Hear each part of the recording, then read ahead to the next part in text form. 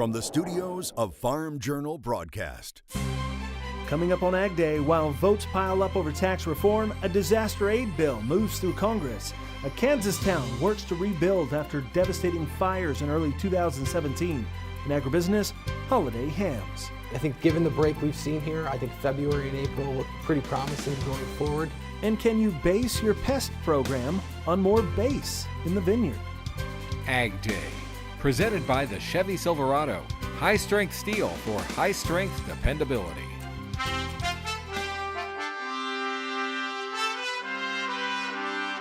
Good morning, I'm Clinton Griffiths. While tax reform takes center stage with House passage of the bill, the House also unveiling a disaster aid package to help cover some of the cost of hurricanes and wildfires this country faced in 2017.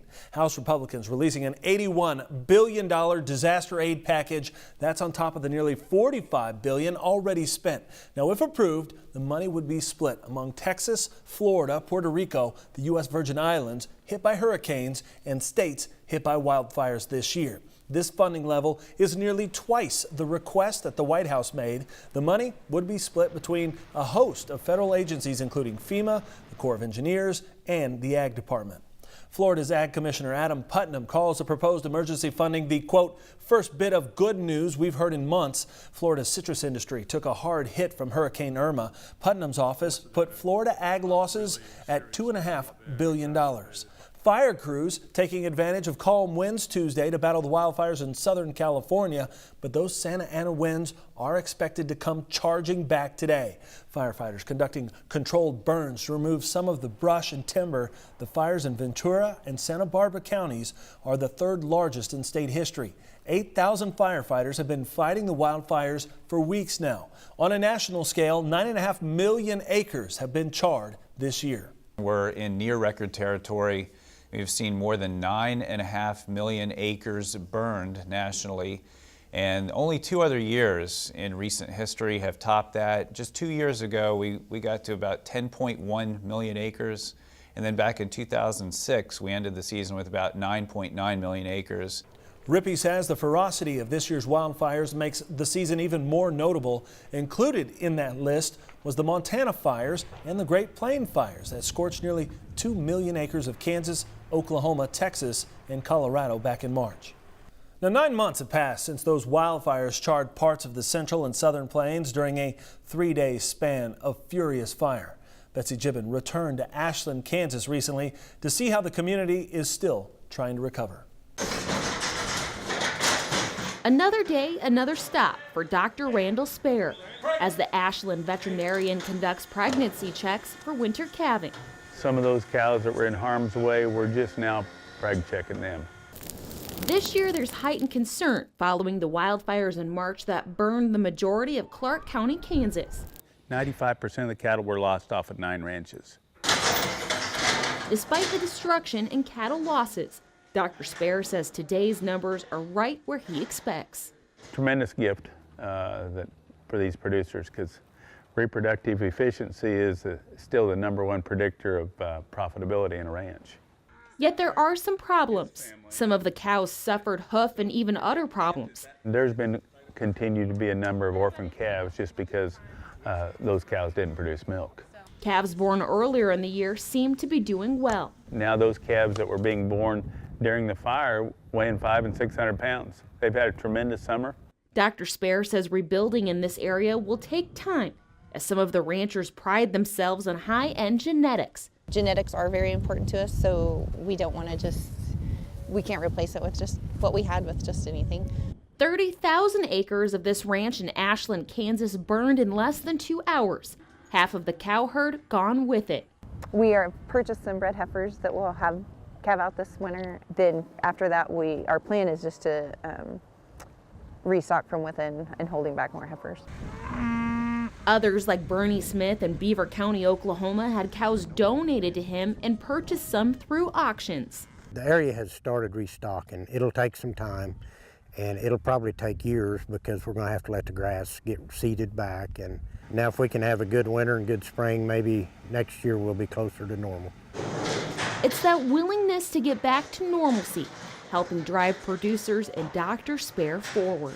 We still base everything that we do on what happened on March the 6th. It kind of defines us, but it's created tremendous thankfulness in our hearts towards the lives that we have, to the people that have given us gifts of hay and money.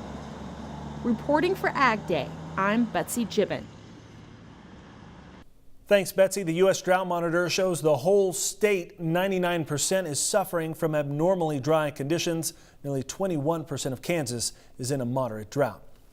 Now, late Wednesday, the American Farm Bureau announcing that President Trump will speak at the Farm Bureau's National Convention next month in Nashville. Details are yet to be released, but Farm Bureau President Zippy Duvall says the president's announced speech is a sign the nation's chief executive holds America's farm and ranch families in high regard. Following tough talks from President Trump, South Korea says it's now ready to renegotiate a trade deal between the two countries. While a date has not been set, South Korea's trade ministry told Parliament they will start the process to set a new round of talks. The Korea-U.S. Free Trade Agreement was put in place back in 2012. A second state is now being sued for attempting to tell egg producers how to run their operations, even those outside that state's boundaries. A group of 13 states has filed suit against Massachusetts. The suit claims that Massachusetts' egg production law is unconstitutional. The law bans the sale of eggs from hens that are raised in conventional housing. It requires only cage-free eggs be sold in Massachusetts by the year 2022, now regardless of where those eggs are produced. A similar lawsuit was filed against California earlier this month. The Massachusetts law includes a ban against housing for breeding pigs as well. While U.S. dairy producers struggle with prices, they're still not cutting output. November milk production for the top 23 states shows production climbed about 1% from a year ago, hitting the scales at 16.2 billion pounds. Now, per cow production climbed 9 pounds, and the herd size grew from a year ago as well. Mike Hoffman is back in the trenches with us today. We start with crop comments and a new forecast map. Good morning, Mike. Good morning, Clinton. Yes, we're going to start taking a look at the wind forecast each day during crop comments, or as many days as we can. But first, let's look around farm country. Well, you know, it's a rural community when the neighbor calls and says their calves are loose on the football field. This picture was taken in Follett, Texas, home of the Panthers. With a little help, this rancher got his calves back onto the ranch in no time. And now for that AgDay wind forecast. This is something that we'll have to watch because it is going to be very windy over the northern plains into the southwest. You can see that's noon central time there. A little bit breezy northeast and the southeast. Everything that's not in a color here is less than 10 miles per hour, which should help you folks that are spraying. Now, as we head into the day tomorrow, it's kind of the same areas. We see an increasing wind once again as we head into the north central plains this time. Not nearly as windy in the northeast or southeast, but that wind picks up some areas over 25 miles per hour, parts of Nebraska back into the southwest, and then you can see that just continues to march a little bit farther to the south. But the southwest is obviously the windiest place over the next couple of days. Here are some hometown temps. Farm Journal On Air is the go-to app for American agriculture. AgDay, AgriTalk, U.S. Farm Report, and more. 24/7 access to all of your favorite shows, TV and radio. In your hands, on demand. Farm Journal On Air. Download the app today. All right, when we come back, we'll talk holiday hams, including the latest moves in the lean hog market. And can music really keep insects from invading a crop? We'll look at some new research today on In the Country. Receive a free trial of the Daily Grain Plan newsletter from Roach Ag Marketing. Text Roach to 31313. Start your subscription today by texting Roach to 31313.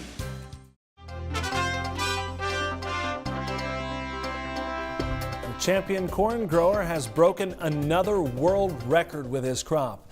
David Hula of Charles City, Virginia hit 542.2 bushels per acre in the National Corn Grower Association Yield Contest. NCGA doesn't recognize just one overall winner. Rather, it has champs in 6 production categories. Still, Hula bested them with his entry in the no-till, strip-till irrigated category. There was plenty of pressure on grains Tuesday at the CME in Chicago. Let's see how the trading session ended from our friends on the floor. Soybean market was lower here on Tuesday and has been under quite a bit of pressure as of late. I believe our nearby contracts have lost pretty close to 60 cents during the last 8 or 9 trading sessions. So a big time sell-off here. A lot of this is related to South American weather. We had built some weather premium into the market because of dryness and hot conditions in Argentina. The conditions have turned a little bit more favorable here. We've got several rain chances in the forecast, so the market very, very quickly erasing some weather premium here. This all ties into exports, and exports make up more than half of the demand base for U.S. beans, or according to USDA at least, they'll make up about 52% of our total demand base this year. Now, it should be said that U.S. beans are competitive on the world market right now. We saw some flash sales to China and some unknowns here this week, and we hope to see more of that. Again, Joe Veck from CME Group here in Chicago. John Payne, Daniels Ag, our guest here at the Agribusiness Desk today. John, let's talk about the lean hog market. It's something that we have watched with interest in 2017, especially as production has continued to grow and expand. 2018, what are your thoughts? I think demand is going to really come back. We've seen a little bit of a rollover in the last 2 weeks with China. You can kind of watch that copper price falling. I think we've seen some currency issues out of China.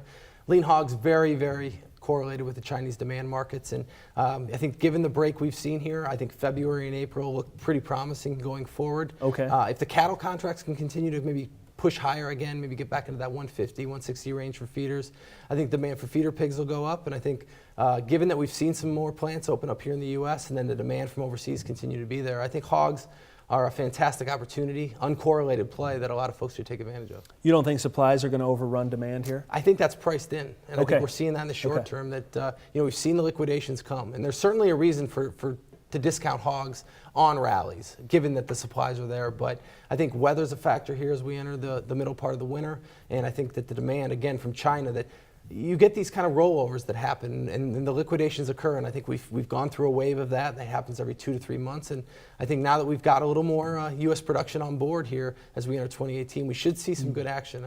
I'm pretty excited about it. Does cheap grain continue to feed this market and growth here? Absolutely, and I think cheap grain is, I talk to a lot of ag producers on the row crop side, and it's like, who's using the corn or who's using the soybeans? Right. Are they all making money with it? And across the board, it's yes. The answer is hogs, yes. Cattle, chickens, they're all doing well. All right, well, we'll keep an eye on it as we go forward into 2018. Thank you so much, John. Thanks a lot. We'll be back with more AgDay in just a minute.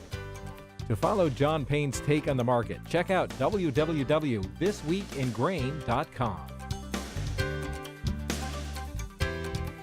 Ag Day, brought to you by John Deere. Where can you find the most comprehensive inventory of John Deere certified pre-owned tractors, combines, and sprayers? MachineFinder.com. Sometimes the best new addition to your fleet isn't new.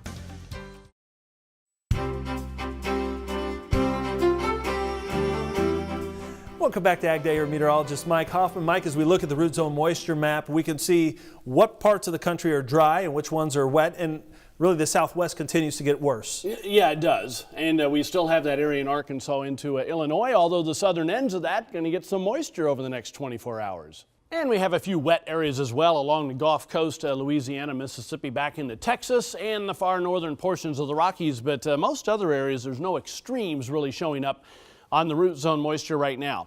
There's the storm system in the southern Mississippi Valley producing some rain, and you can see it's from Oklahoma all the way eastward into North Carolina. Showers and thunderstorms in the warm sectors south of that area of low pressure and the cold front as well. But that all pushes off to the east by later today. It's really in the far southeastern portions of the country. Northern system going to be putting down some snow over northern Minnesota, North Dakota, back into the central and northern Rockies. A little bit of lingering flurry activity in the far northeast. Heading through tonight then, this system continues to come east. The system that starts off in the southern plains is off the southeast coast, just a few lingering spotty showers here and there. Snow over the northwestern portions of the Great Lakes and back into the central portions of the Rockies. Now, as we head through the day tomorrow, this system will continue to move east. So it looks like areas north of this low pressure system will have a pretty good chance for a white Christmas, because this is a real cold front. And what I mean by that is, if you've been hearing your local forecaster saying how it's going to suddenly turn cold before Christmas, that's the front that's going to start that process, and we'll be watching that for you. Pretty heavy moisture there, heavy rains over parts of southern Arkansas, northern Louisiana, northeastern Texas. That's the past 24 hours. Adding in the next 36, this system doesn't put down nearly as much, but nonetheless could be an inch in parts of the southeast, especially the Carolinas.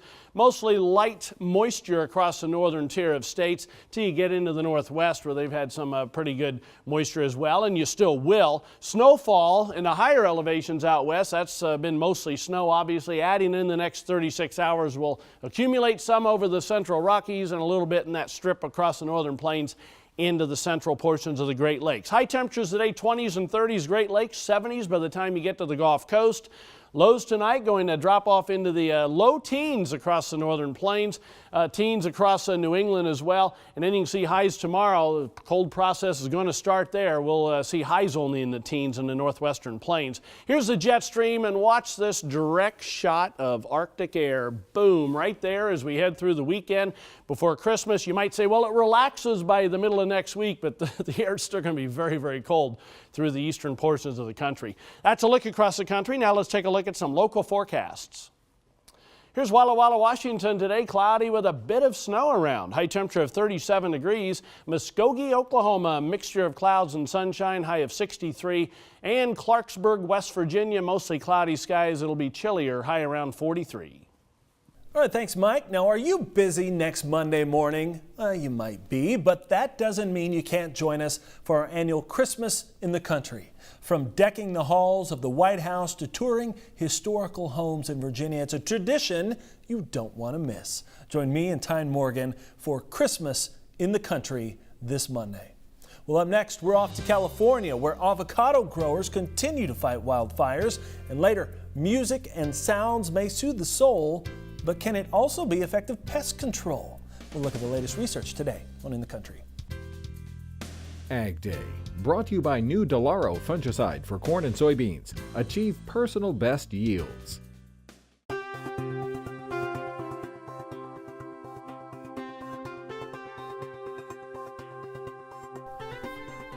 In news from our partners at the Packer, crop damage assessments are still being developed in Ventura County, California, nearly 2 weeks after the start of the so-called Thomas Fire. 2 crops in particular have been at risk from the flames: avocados and lemons. The Packer says Ventura County produces 35% of California's avocado crop and 80% of the lemon volume. The county extension office says lemon trees have been less affected by the flames than avocado trees. That's because avocados grow on hillsides where the fires have been burning. And Florida strawberry growers are getting a strong start to the 2017-18 season. Our friends over the Packer report there appears to be ample volumes of berries, and so far the state's growers have shipped more than 1.2 million 12-pound cartons. That's up nearly 1 million cartons compared to the same time last year. So far, cold weather has not caused any problems with the crop. Up next, using sound to keep pests at bay. AgDay continues in just a minute.